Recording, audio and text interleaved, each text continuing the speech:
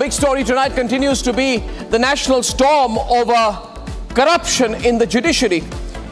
And right on top tonight, I'd just like to say this.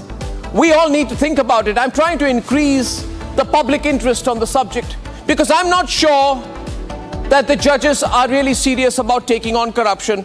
And on top of the debate tonight, I want to start with 3 examples, ladies and gentlemen, which just prove that whenever there's a case of judicial corruption, the judges are going to come together and cover it up or do precious little. And the judges will assume that you have no say in the matter.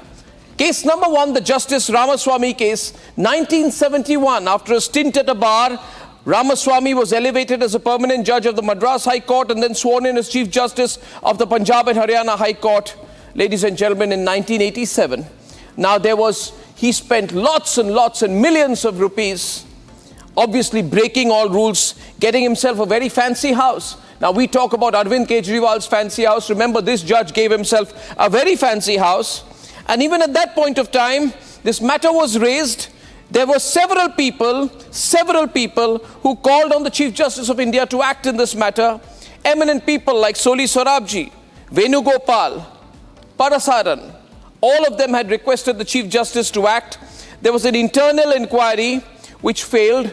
The gentleman in question was given 6 weeks leave with effect from 1990, July 23rd, very similar to the present case going on. He was given a clean chit by the inquiry committee. And ladies and gentlemen, he even got rewarded later when he went back to Madras, and then Chief Minister Jayalalitha appointed him head of the Tamil Nadu Law Commission. What is the lesson here? A man was accused of impropriety and corruption. He ended up getting a political rehabilitation. How do we trust the judges? Do you trust the judges, ladies and gentlemen? Speak up. Second case, the case of Justice Soumitra Sen of the Calcutta High Court avoided the ignominy of becoming the first judge to be impeached by Parliament by tendering his resignation. Ladies and gentlemen, nothing happened. The shocking case of Justice P.D. Dinakaran, who serves as the Chief Justice of the Sikkim High Court. He faced allegations of corruption, land grabbing, and abuse of judicial office. Ladies and gentlemen, there was a national outcry over his case. He too had resigned before impeachment proceedings. And ladies and gentlemen, this man was accused of everything, including encroachment of lakes, canals, streams. You would have expected that the Supreme Court would have acted. But ladies and gentlemen, in August 2009, shockingly, the Supreme Court Collegium recommended the elevation of Justice P.D. Dinakaran as a judge of the Supreme Court. Can you believe it? Then there was, after his elevation, another outcry. And then the Collegium dropped his elevation and shifted him as Chief Justice of the Sikkim High Court. The fact is, what do these cases all prove? That when it comes to the judges, you can put the most dramatic cases, the most obvious cases of corruption against them. But they will never act. They'll just give a calm and quiet, respectable exit to their brother judge. That is so unfair, which means the judges have completely a different set of standards for themselves and a different standard for all of us. How fair is that, ladies and gentlemen? Will you still be quiet on this? This is an opportunity for us to bring democracy back in the judiciary. Ladies and gentlemen, here's a quick report and then we are going across to Mukul Rohatgi tonight. 15 crores of cash. ये भी लिया महात्मा गांधी में आग लग रही है भाई वहाँ लिया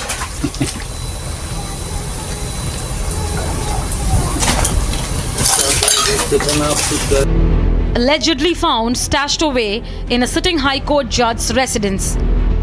Not in a locker, not in an account, but in storeroom, hidden, hoarded and burning. ये आपको 500 के जले हुए नोट के टुकड़े नजर आ रहे होंगे। अभी हमने एनडीएमसी के कर्मचारी से बात की, उन्होंने भी कहा कि 3 से 4 दिन पहले 500 के करीब 20 से 25 जले हुए नोट घर के बाहर पड़े हुए थे जब वो सफाई के लिए आए थे। और इस जांच को लेकर के कि आखिर इतने पैसे कहां से आए जस्टिस वर्मा के घर पर, इसे लेकर के 3 सदस्यीय कमेटी का गठन भी कर दिया गया है। The Supreme Court yesterday decided to repatriate the judge for second time to his parent court, the Allahabad High Court. The Allahabad High Court Bar Association in protest have gone on an indefinite strike. जज जो 14 तारीख से लेकर आज 25 तारीख है अपने tent से बाहर नहीं आ पाया, अपने दाग से बाहर नहीं आ सकता है, पब्लिक का विश्वास तोड़ चुका है, उसका ट्रांसफर और क्या आधार हो सकता है उसको यहाँ भेजने का? Meanwhile, the three-member inquiry panel zoomed in to Justice Varma's residence today, initiating the probe. The team was there for nearly 45 minutes. 3 member panel की जो कमेटी थी वो अभी अंदर गई थी जस्टिस वर्मा के रेजिडेंस के अंदर 30 तुगलक क्रेसेंट रोड के अंदर। क्या क्या बातें हुई, क्या क्या मुलाकातें हुई? वो जो टीम है वो तीनों टीम जो है अभी निकल गई है यहाँ से। सर, इस पर कुछ रिएक्शन देना चाहेंगे आप? क्या बातें हुई, क्या मीटिंग में बात हुई? The judge cash scandal has also reached the parliament, with Vice President Dhankar reviving NJAC versus Collegium debate. मर्यादित आचरण का प्रदर्शन करते हुए 2015 में एक राय से एक कानूनी व्यवस्था बनाई थी, and that constitutional structure that emanated unanimously with one abstention from the parliament, endorsed by state legislatures, should be rule of law, because it was sanctified by the Honorable President by appending her signatures under Article 111. Now is the befitting occasion for all of us to reiterate that, because that was a visionary step endorsed by Parliament. And imagine if that had taken place, things would have been different. A few months after it came to power for the first time, the Narendra Modi government in August 2014 brought in the NJAC Act. Madam Speaker, I very humbly pray that the bill as amended be kindly passed by this Honourable House. Those in favour may say aye, those against may say no. I think the ayes have it, the ayes have it. The motion is adopted and the bill as amended is passed. Please may be open. At the time, Finance Minister Arun Jaitley asserted that the primacy of the judiciary in the selection of judges would continue since the CJI would head the NJAC and 2 of the senior most judges would be among its 6 members. The executive, he said, would also be represented by one person, the Law Minister. The effort now is that we restore back what was the spirit of the original constitution. Out of the 6 members of the collegium, and that was also the collegium which the earlier Law Minister Mr. Sibal had moved in this house, the composition of the collegium is identical. You have 3 judges, senior most judges of the Supreme Court. The Chief Justice of India will chair the collegium. There is no other group which is represented in this collegium which can match that strength. So the predominant strength is of the judicial institution. The executive is represented by only one person. That is the Law Minister. With India's biggest judicial scandal becoming the #1 talking point, the nation is demanding judicial accountability and to reintroduce NJAC.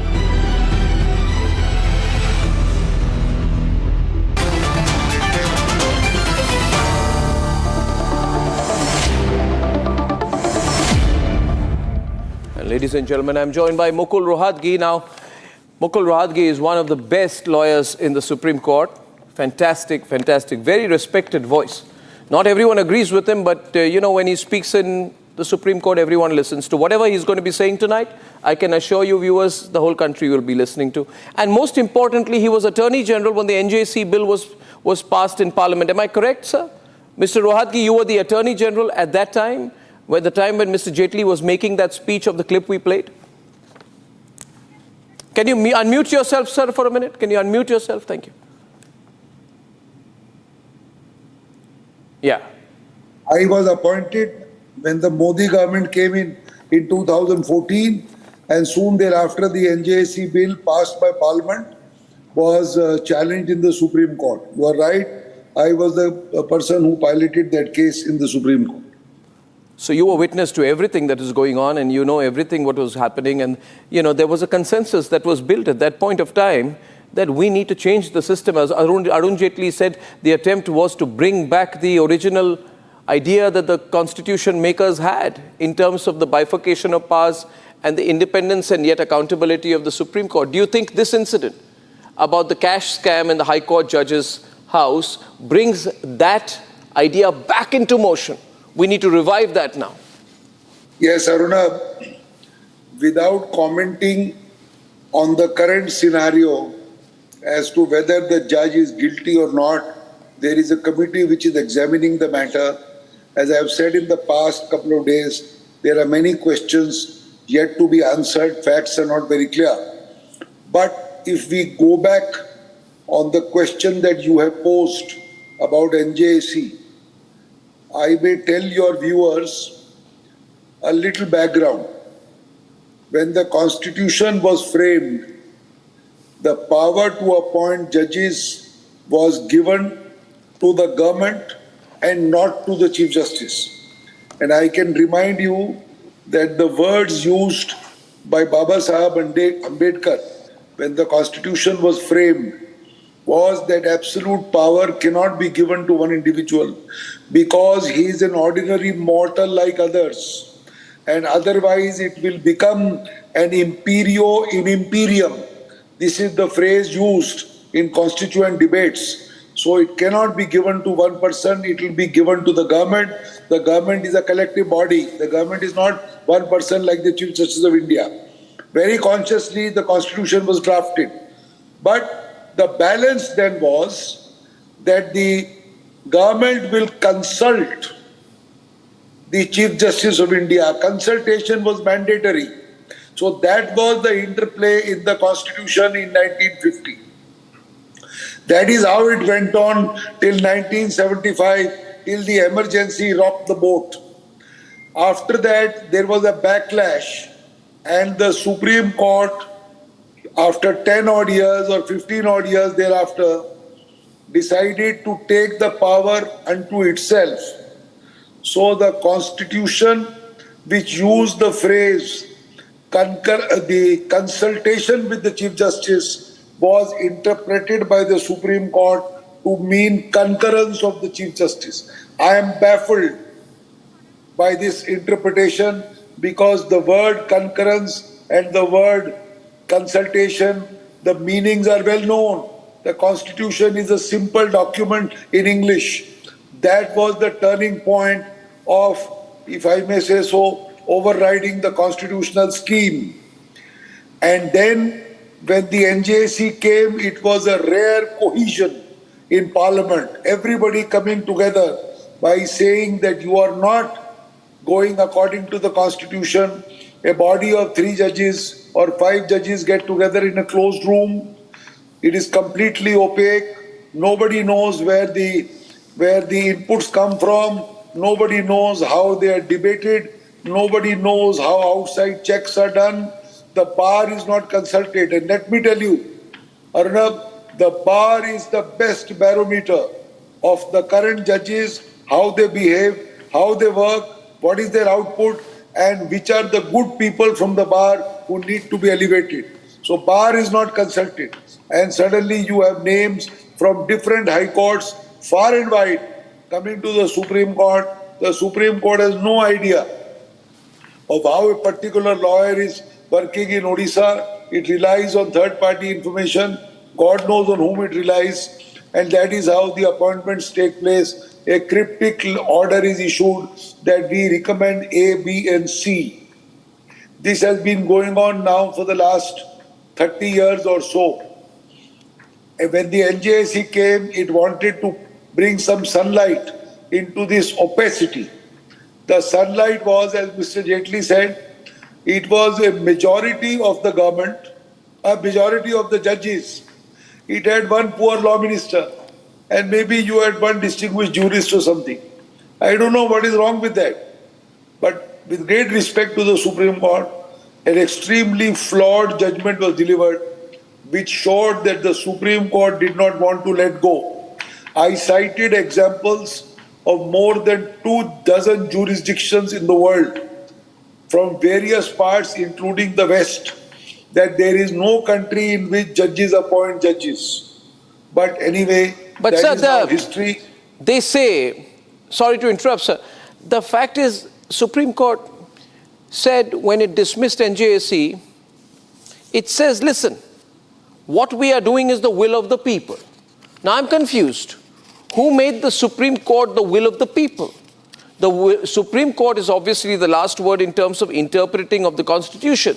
But the Supreme Court, while dismissing NJAC, said, we are the will of the people. Was that not a reflection of arrogance, sir? Now, Arnab, the will of the people is expressed in Parliament. And it was a rare moment that parties cutting across party lines came together. That is the will of the people. The will of the people is not where judges are appointed. They are not appointed in a democratic fashion. You're right. Where people elect members of Parliament. You're right. And members of Parliament are jolly well answerable to the public. You're right there. Can chuck them out. You're right. The will of the people is represented by the Parliament. But, you know, now there is another, and I'll be a little clear and I want to be very straight with you. There are some people who say, Mr. Rohatgi, that listen, I mean, there's a lot of rot and corruption in the judiciary, but you see, Narendra Modi is very powerful Prime Minister, there's a very powerful government, BJP is very strong, and we need the Supreme Court to be clear of any influence of the government. That may or may not be a flawed argument. How do you view it? That, you know, almost as if the Supreme Court should be an opposition party. And hence, the appointment of judges, the Supreme Court Collegium, the government must have no role in it because that will make the government even more powerful. Oh, look, the Constitution provided that the government will appoint judges, as I said, in consultation with the Chief Justice. Right. The system worked beautifully from 1950 to 1975. Yeah. This resting of power was only because of the emergency, the rocking of the board by the emergency and the super sessions, etc. Then it should have come back to even keel. It should have come back to even keel, but it never came back. Now, you say government is powerful, Mr. Modi is powerful or not powerful. The fact is, nobody is above the Constitution. Everybody must be subservient or obedient to the Constitution. This is changing the Constitution by an illegal method. It can only be changed by Parliament, and that too by two-thirds majority, etc., etc., etc. You cannot change the Constitution by a bench of judges sitting saying that, you see, consultation should mean concurrence. As far as strong or weak government is concerned, the court is concerned with deciding cases. That is the job of the court. It decides cases according to the Constitution. The cases are not only between the public and the government. The cases are between various citizens, various companies. There are a lot of private cases also. So I don't think there is any, you should not put any store by this fact that the government is powerful or not powerful. I don't think that is of do you think this judge deserves I was very concerned also in the way the case was handled, because I'm not a lawyer, Mr. Rohatgi, but I assume that if there is no Panchanama, no official seizure, no FIR, then the basic steps to be taken in any criminal investigation have not been followed. And this absence of evidence, of forensic evidence, can technically be used by the courts to say that, see, we have nothing of solid evidentiary value. Though anecdotal evidence tells us that, of course, a crime was committed, but there is nothing of evidentiary value, so we let off the judge in this case. Can they do that when there's so much public pressure? No, Arnab, forget the public pressure. If a case has to be decided according to law, as you very rightly said, and I have voiced this concern over the last 4 days or 5 days, where is the evidence? Where are the half-burnt notes? What was the police doing? Why was there not a seizure memo? Why was not the income tax department called to take possession at least of the unburnt notes? Yeah. These are huge currencies. What was the police doing? The police is aware that this is the house of a judge. The first thing they have to do is to seize the material, be in touch with the Chief Justice of India or Chief Justice of the High Court. What were they doing? Next morning, there is nothing available. It's like, as I've said before, it's like a murder case without the body. The first primary evidence has gone. And this room where this is found, who knows where this room is? Nobody can identify this room. I mean, anybody can argue, any criminal lawyer worth his salt will argue that what is the proof of this video? Where is this room identified? Where is the but then on this basis, this gentleman can get away. Are you saying Yashwant Varma can get away? But I don't know. I mean, today the facts are unclear. And please understand, Arnab, cases are decided according to the cold letter of the law and the rules of evidence. They are not decided on public perceptions or emotions which are seen on TV. So, as I tell you, the first thing is to prove the veracity of this video. The second is to prove as to where this video was taken. The third is to prove where is the primary material gone. The fourth is what are the forensics showing whether these are notes, whether these are fake notes or note used in monopoly. Who knows? So unless you have a tight, situation where links are established, I mean, it will be a criminal lawyer's delight with all these questions. God knows what is going to happen. Yeah, the criminal lawyer will go and start poking holes here and there, but isn't there a moral liability on the court to act out here? If the court also now takes advantage of the fact, I mean, they've got the inquiry committee, can they take advantage of the fact that the police messed up, that the FIR was not filed by the... Isn't there a moral responsibility here, or does that not matter for the court? No, not at all. It is not fair to say advantage. The court doesn't take advantage. The prosecution has to prove its case beyond reasonable doubt. That is our jurisprudence. To prove beyond reasonable doubts, these are the questions which have to be answered, which I am posing before you. If they are not able to answer, the prosecution must fail. I don't know what will happen. I am only voicing concerns because of the lapses by the investigative agencies. Because in the previous cases that I've seen, whenever there's been allegations of corruption against judges, I found that legally some kind of flaw is found or some kind of little sliver of detail is taken advantage of by the legal system. The case is then delayed. There is an investigation. There is an in-house inquiry. You know that in the case of Justice Nirmal Yadav, during the course of the inquiry, the committee recommended statements of as many as 19 witnesses. And on the basis of the evidence and material before it, they do an inference that the money was delivered at the residence of Nirmal Jeet Kaur, but it was meant for Nirmal Yadav. But after many, many years, in 2021, she was appointed a member of the Punjab State Human Rights Commission. She was transferred to and fro from the Punjab and Haryana High Court to the Rajasthan High Court. She was nicely retired, and the case is still in trial. So my point is this, Mr. Rohatgi, and I'm asking this question on behalf of the people watching tonight. I mean, people are saying, see, there's an obvious case of corruption. People are very angry, Mr. Rohatgi, very angry. Very, very angry. They're angry at the police, they're angry at the fire department, they're angry at the High Court, but they're even more angry at the Supreme Court Collegium. And if you're saying, listen, Arnab, very good that you're angry, very good the whole country is angry, but nothing's going to come out of it, then it's very disheartening. It's very disheartening. When bar associations are also angry, and you yourself said a while back that the bar associations are the best barometer of how things are happening in court. You are fully aware, sir, of the anger among the bar associations. As I speak to you, Allahabad HC Association is on strike. Arnab, I am not supporting Nirmal Yadav or her case or her demeanor or what she was doing. The fact that delays happen is still a larger question. It happens across millions of cases. That is the malady and the malaise of our system. That malaise has to be addressed not only in a judge's case, but large number of hundreds and lakhs of cases of under trials where people are in jail without a trial for the last 5 years, 7 years, 10 years, 15 years. So, I mean, that has to be addressed by the courts. It has to be addressed by the government. The public is only interested, as you said, in a swift solution. Yes. Whether it is acquittal, whether it is conviction, it should be swift, because public memory is short. After a couple of months, nobody will bother. So this is why a debate is necessary in Parliament, not only to bring back NJAC. The NJAC is a matter of appointment, but also you must change the disciplinary methods which are currently in vogue. I'm picking that up. Including impeachment. Arnab, impeachment, the way it is framed in the Constitution, it was framed in a very idealistic manner. But to have an impeachment is impossible virtually.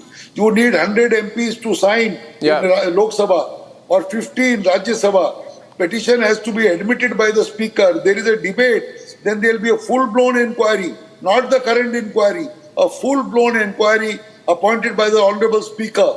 that will be with examination and evidence and cross-examination. Then a report will be submitted. It will be debated. And only when 2/3 of the House sitting and present pass it, then impeachment will happen. Not a single impeachment has happened in 75 years. Therefore, it is necessary for all stakeholders, under the auspices of the government, taking a proactive step to bring back maybe a slightly different avatar of NJAC. Yes, a slightly absolutely. different committee. Absolutely. And you have a different committee. Why can't you have a man from media? Why can't you have a man, let's say, who is a painter? Why can't you have a person who is a nationalist, who has got nationalist awards, stuff like that, and have a body which will decide the merits and demerits of various applicants in an objective manner? I agree with you. Who can say that the judges who decide, nobody can decide better? Or if some other influence will come in by these, according to me, these will be whiffs of fresh air. Yeah, it will be. Come in. It will be. So, I mean, that is the order of the day. Yeah, you miss, as you talk about this, my last question, you miss Arun Jaitley tonight after 10 years of all of this?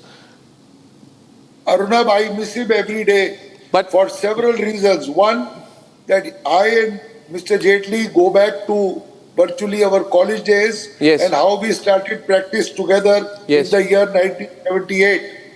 I became an ASG after 20 years and he became a minister.